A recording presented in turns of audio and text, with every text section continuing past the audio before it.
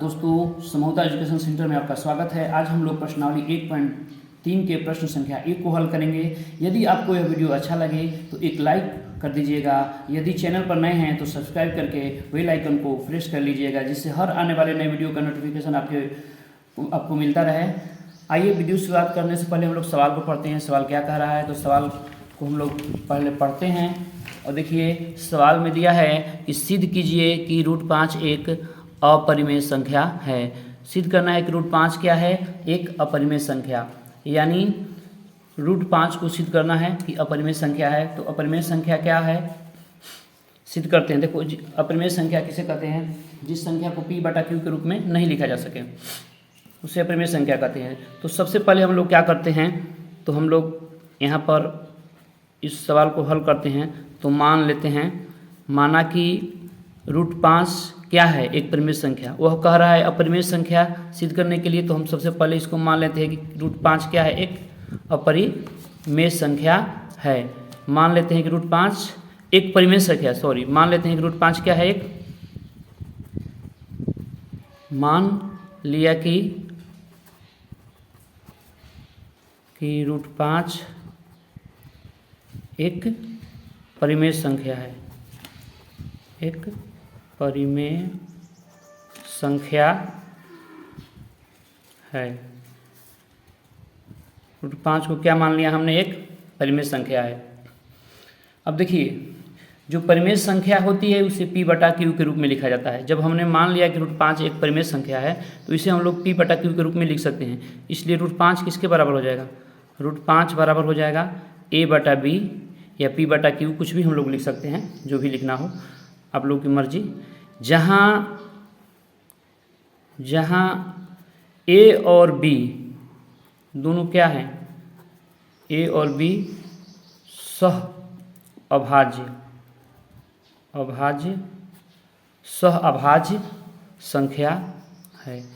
A और B दोनों क्या है, सह अभाज्य संख्या है। A B दोनों क्या है, सह अभाज्य संख्या। तो सह अभाज्य संख्या का मतलब क्या होता है, सह अभाज्य संख्या का मतलब होता है कि दोनों संख्याओं का मौसह एक हो। जिन दोनों संख्याओं का मौसह एक हो उसे क्या कहते हैं, सह अभाज्य संख्या। ठीक है। तो अब हम लोग इसको क्या करते हैं कि इसको दोनों तरफ वर्ग कर लेते हैं। जो यहाँ √5 बराबर A/B है, इसके दोनों तरफ क्या वर्ग करते हैं, दोनों पक्षों का वर्ग करने पर दोनों पक्षों में वर्ग करते हैं। तो यहाँ √5 है तो √5 का स्क्वायर हो जाएगा, और यहाँ A/B है तो A/B का होल स्क्वायर हो जाएगा। √5 का वर्ग करने पर 5 आएगा, क्योंकि 25 का वर्ग 5 हो जाएगा, बाहर हो जाएगा। A का वर्ग A होगा स्क्वायर, B का वर्ग B स्क्वायर होगा। ठीक है। तो अब क्या करते हैं, इसको मल्टीप्लाई कर लेते हैं तिरछा तिरछी। तो देखिए कैसे मल्टीप्लाई कर लेते हैं हम लोग, देख लीजिए।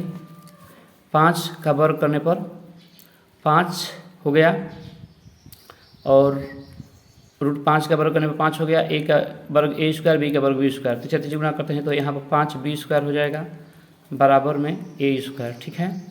देखिए 5 गुणा है तो इधर लाएंगे, भागा में चला जाएगा, B स्क्वायर बराबर हो जाएगा A स्क्वायर बटा में 5, A स्क्वायर बटा में 5 हो जाएगा। तो चूँकि देखिए A स्क्वायर के गुणनखंड में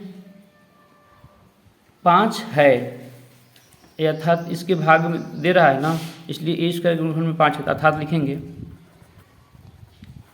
अर्थात A स्क्वायर का एक गुणनखंड 5 है। अर्थात A स्क्वायर का एक गुणनखंड 5 है। इसलिए क्या होगा, इसलिए A स्क्वायर का जब है तो A का भी गुणनखंड होगा, A का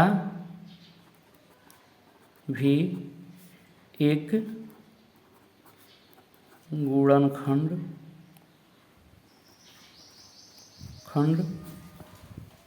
5 है।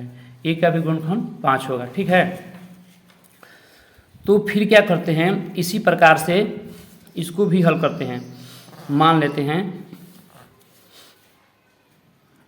माना कि यहाँ पर देखिए जो b है ना उसके बराबर हम लोग क्या करेंगे और a को तुलना करेंगे, तो जिसमें a बराबर मान लेते हैं हम लोग 5m। माना कि a बराबर क्या है 5m, जहाँ m क्या है, जहाँ m पूर्णांक है, क्या है पूर्णांक है, m एक पूर्णांक है। तो a बराबर 5m हम लोगों ने मान लिया। इसको क्या करते हैं, इसको हम लोग समीकरण 1 मान लेते हैं, इसी में प्रतिस्थापित करते हैं। समीकरण 1 में a का मान रखने पर रख लेते हैं, ठीक है। तो जब a का मान हम लोग रखते हैं तो वहाँ b स्क्वायर बराबर है a स्क्वायर बटा में 5, b स्क्वायर बराबर a स्क्वायर बटा में 5 है। तो b स्क्वायर का b स्क्वायर a स्क्वायर की जगह पर हम लोग मान लिए हैं 5m, तो 5m बटा में पहले से 5 है, ठीक है। और इसका क्या है स्क्वायर है, इसका क्या है स्क्वायर है, यहाँ पर a स्क्वायर है तो हम लोग लिख देंगे a स्क्वायर, ठीक है। तो देखिए क्या होता है, b स्क्वायर बराबर क्या हो जाएगा 25m स्क्वायर बटा में 5, तो ये 5 से कट जाएगा 50, 5 बार में 25 कट जाएगा, ठीक है। यानी हमारा आ क्या जाएगा, आ जाएगा हमारा, देखिए हमारा क्या आ गया है b स्क्वायर बराबर आ गया है 5m स्क्वायर, ठीक है। तो चूँकि 5m स्क्वायर जो है यह गुणा में है m का, तो इधर आएगा तो भागा में हो जाएगा। b स्क्वायर बटा में क्या हो जाएगा 5, यानी m स्क्वायर बराबर हो जाएगा b स्क्वायर बटा में 5, b स्क्वायर बटा में 5। इसलिए हम क्या कहते हैं, इसको करेंगे, अर्थात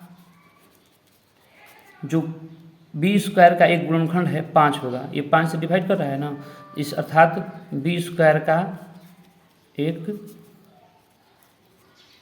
गुणनखंड 5 है, 5 है। इसलिए b का एक गुणनखंड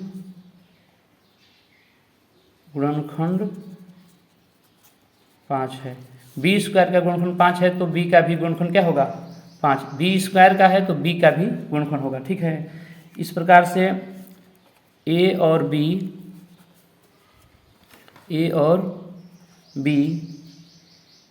का एक गुणनखंड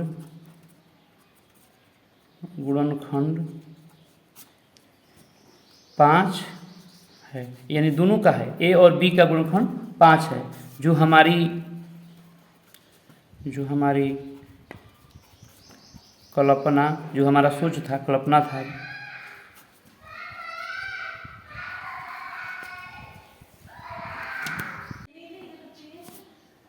जो इस हमारी कल्पना के विपरीत है, हमारी कल्पना के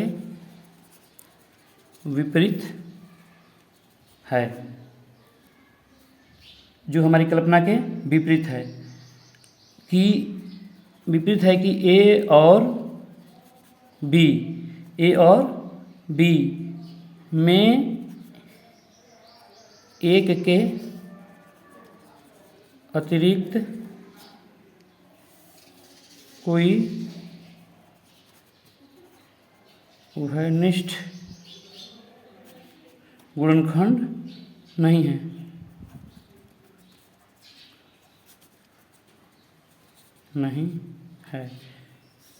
इस प्रकार से अगर आपको यह वीडियो अच्छा लगे तो लाइक और सब्सक्राइब जरूर कीजिएगा।